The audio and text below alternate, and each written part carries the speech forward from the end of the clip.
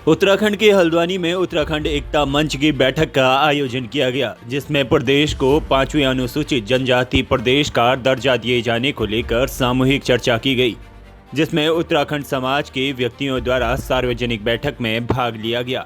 ज़्यादातर राज्य आंदोलनकारी व्यक्ति मीटिंग में उपस्थित भी रहे।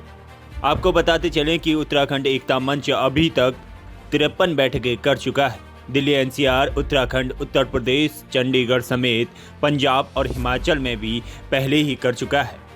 उत्तराखंड एकता मंच का कहना है कि देश के सभी पहाड़ी इलाकों में 5वीं और 6ठी अनुसूची लागू है, लेकिन उत्तराखंड राज्य का पहाड़ी इलाका अभी इससे अछूता है।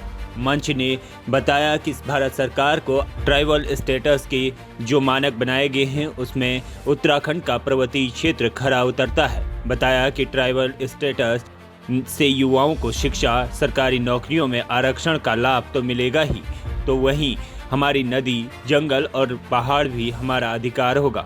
उत्तराखंड के पर्वतीय इलाकों के विकास के लिए राज्य और केंद्र सरकार अलग से भी वित्तीय सहायता भी राज्य को देंगी। मेरा नाम प्रदीप कुमार है और मैं गवर्नमेंट पीजी कॉलेज रानीखेत का भी प्रेजेंट में महासचिव हूँ। कहीं ना कहीं 5th शेड्यूल हमारे लिए बहुत ज़्यादा लाभदायक है, क्योंकि हमारे पहाड़ में आज बहुत अधिक मात्रा में पलायन हो रहा है, क्योंकि हमारे पहाड़ में रोजगार और बहुत सारी ऐसी चीज़ें नहीं हैं जिसके लिए हमारे पहाड़ के युवाओं को आज बाहर जाना पड़ता है। तो मुझे कहीं ना कहीं लगता है कि 5th शेड्यूल यहाँ अभी तक तो हो जाना चाहिए था कहीं ना कहीं, लेकिन नहीं हो पाया। इसमें कहीं ना कहीं हमारे युवा और हमारे राज्य के कहीं ना कहीं लोग अभी भी जागरूक नहीं है। तो मुझे ऐसा लगता है कि उन्हें जागरूक एकजुट होकर जल्दी से जल्दी इसमें कार्रवाई करनी चाहिए और इसको लागू कराना चाहिए। कश्मीर से लेकर पूरा पूर्वोत्तर तक, चाहे वो 5वीं अनुसूची हो या 6ठी अनुसूची हो, हमारे उत्तराखंड के इन 2 मुख्य समुदायों को छोड़ दिया गया है। और हम उनको बताना चाहते हैं कि अगर वो इस श्रेणी में आते हैं तो उनको क्या लाभ हो सकते हैं।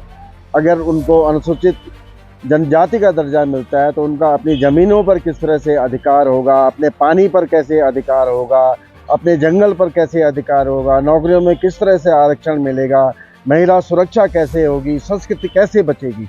तो इन 4-5 बिंदुओं को लेकर के हमने ये यात्रा दिल्ली से शुरू की थी। कि मैंने 5वीं अनुसूची को मैं पढ़ रहा हूँ, और जिसमें कि हमारे देश में, हमारे उत्तराखंड में हो क्या रहा है कि भू कानून और स्थायी प्रमाण पत्र को अलग अलग माना जा रहा है। लेकिन यह आज के हमारे युवा और हमारे जो गांव की जनता है, अगर इसको 5वीं अनुसूची को हमारे यहाँ वो करते हैं, लागू करते हैं, तो हमारा मूल निवास और हमारा जो स्थायी प्रमाण है वो एक ही बन जाएगा। और इस मीटिंग से मेरे को यहाँ आके ऐसा लगा कि जो हकीकत में यूट्यूब पर पढ़ रहा था और आपके माध्यम से जो मैंने देखा, मुझे लगता है ये चीज़ अगर यहाँ लागू हो जाएगा तो यहाँ के युवाओं को ये हमारे लोकलिटी उत्तराखंड में ही रोजगार मिल जाएगा।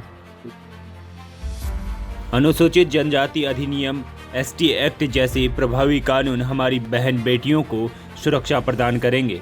मूल निवास 1950, भू कानून, परमिशन जैसे मुद्दे 5वीं अनुसूची की व्यवस्थाओं के अंतर्गत स्वतः ही हल हो पाएंगे। मैं गांव का प्रतिनिधित्व कर रहा हूं, तो मैं कहीं कहीं रानीखेत से टच हूं, जो हमारी तहसील है। तो यहाँ पर क्या है कि हमारे जो पर्यावरण मित्र कहते हैं, जिसमें हमारे जो साफ़ सफाई करते हैं, हमारे वाल्मीकि समाज के हमें सभी लोग साफ़ सफाई करते हैं। पिछले 15 साल से क्या कहते हैं, यहाँ पोस्टें नहीं भरी जा रही है। अच्छा। तो मैं चाहता हूँ कि सरकार के माध्यम से, हमारे सीओ साहब के माध्यम से सर हमारे पर्यावरण मित्र के बारे में कुछ सोचें और जल्द से जल्द जो मृत आश्रित में है उनको तुरंत से जॉब देने का कष्ट करें सर। साथ ही भाषा और संस्कृति का संरक्षण सुरक्षित हो पाएगा। ऐसे में जब उत्तराखंड का विकास होगा तो उत्तराखंड के व्यक्ति पलायन से भी बचेंगे। हिमालय क्षेत्र में जनसंख्या की वृद्धि भी होगी, जिससे चीन से लगी सीमा से निकट स्थानीय लोगों की आबादी बढ़ने से चीन की सेना भारतीय सीमाओं का अतिक्रमण करने से पहले अनेक बार सोचेगी और खर्च भी कम होगा। एक चीज आप इस बात को समझिए कि रोजगार अगर मिल सकता है वो भारत की 5वीं अनुसूची, जिसके माध्यम से आरक्षण मिलेगा। दूसरा मुद्दा है कि जो हमारे कुछ युवा उठा भी रहे हैं कि मूल निवास, भू कानून, ये भी मुद्दे हैं हमारे। लेकिन अगर आप 5वीं अनुसूची मांगते हो तो बाय डिफॉल्ट आपको उसी के साथ, जैसी वो ट्राइबल क्षेत्र घोषित होता है तो उसके अंदर मूल निवास और भू कानून बाय डिफॉल्ट आ जाता है। तो मैं ये कहने की कोशिश कर रहा हूं यहाँ पे कि एक ही मुद्दा और सारे संविधान। और बताया कि हिमालय की इस नदियों का संरक्षण भी होगा तो वहीं कृषि को सूखे के हालात से गुजरना भी नहीं पड़ेगा। साथ ही देश के लोगों को पीने के लिए स्वच्छ जल भी मिलेगा। बता दें कि 5वीं सूची के लिए संघर्ष केवल उत्तराखंड के पर्वतीय भूभाग को बचाने के लिए ही नहीं बल्कि यह हिमालय को बचाने के लिए भी अभियान चलाया गया है।